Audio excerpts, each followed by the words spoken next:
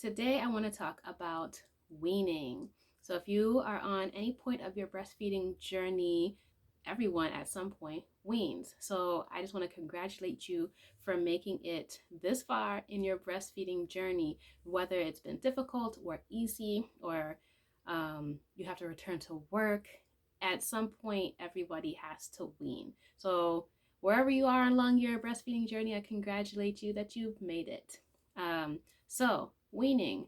Everybody weans. It just depends on the timing. Some people wean because they need to go back to work. Some people wean because of issues that they're having or different types of situations, or they're having another baby, they're pregnant, or they have a toddler that they want to wean. So there's so many different situations that come with weaning. So what I want to say is to prepare emotionally for weaning, because it's emotional. There's hormones involved. Your baby's either getting older or there's some type of change that needs to occur um, in your life. So I would say prepare emotionally, because weaning off of breastfeeding, there will be obviously a drop in your supply, and the hormones that come with that may have your emotions fluctuating a little bit. And if it's not just the hormones, you yourself may just be emotional that your breastfeeding journey is coming to an end. Your child is getting older, they're in a new stage of life, or you're bringing in a new baby, and you'll have a newborn to breastfeed versus your toddler. Yeah, so I would say prepare emotionally for just the changes that may be happening. The next thing that I wanted to talk about is the timing.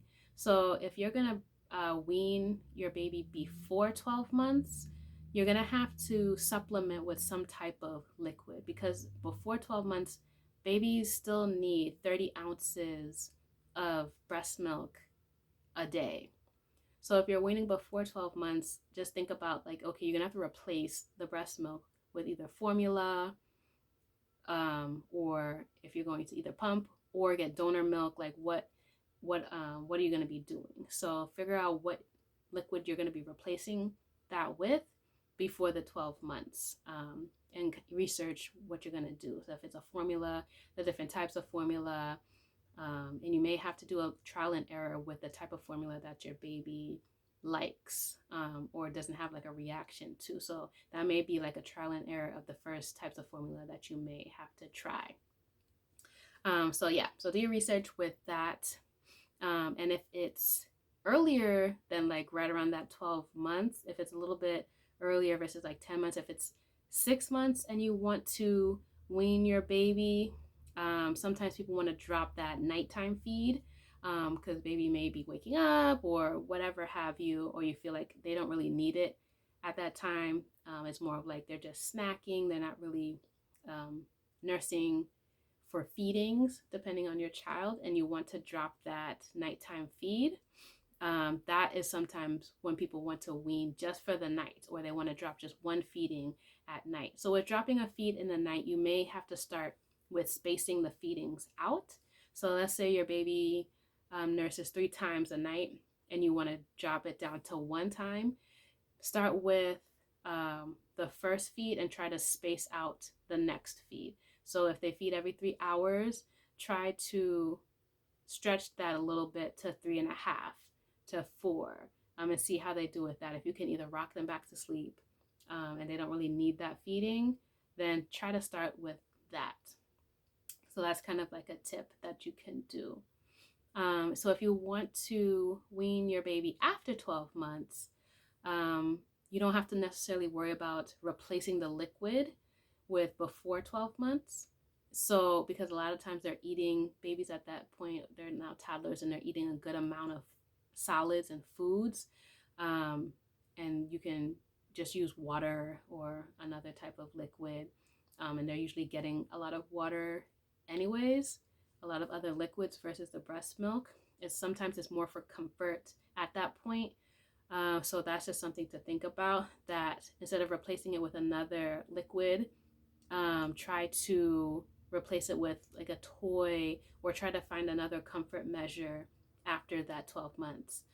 So instead of nursing, you can just try cuddling, instead of nursing, you can try distractions with like playing with a toy or doing something else during that time that you would have been nursing them. And depending on how many times a day you are nursing your toddler, you may, just like with that nighttime feed, dropping that, you might need to also space those out versus going cold turkey. Because if you do go cold turkey, it's going to be painful. But if you want to make it like a slow and gradual um, weaning process, it might be less traumatic for you and for your baby. So I would say stretch it out a little bit. So try to drop one feed at a time and space out those feedings a little bit. And if you want me to talk a little bit more in depth about spacing out feedings, let me know in the comments below.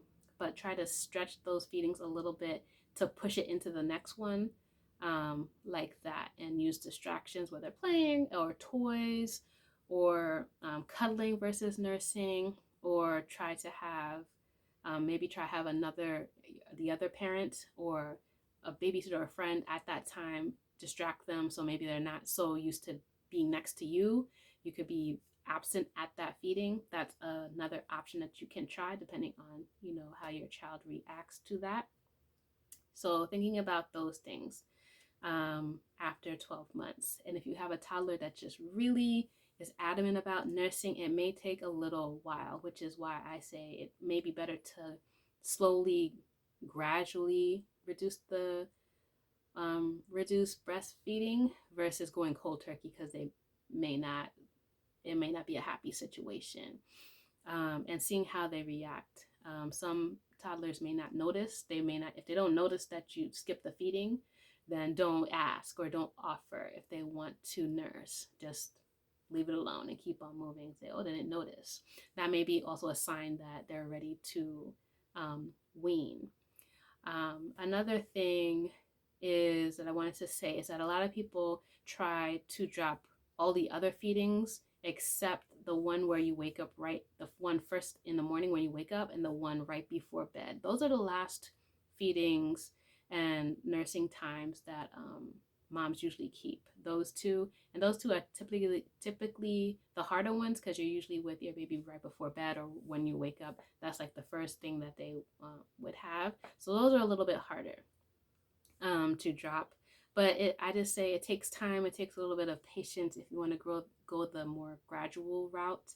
It takes a little bit of time. It could take from a few weeks to a few months, depending on how slowly you're going and how your child is reacting. If they're okay with it, it might be a little bit quicker, or if they're really holding on to that time with you, it may take a little bit longer.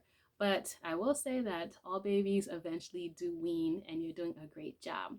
So if you have any questions, you can put them in the comments below, or you can message me directly. And if you want me to talk a little bit more about certain topics, just let me know and I will make a video about that. So I hope this video was clear and was answering your questions about weaning. And I will see you in another video. Take care. Bye.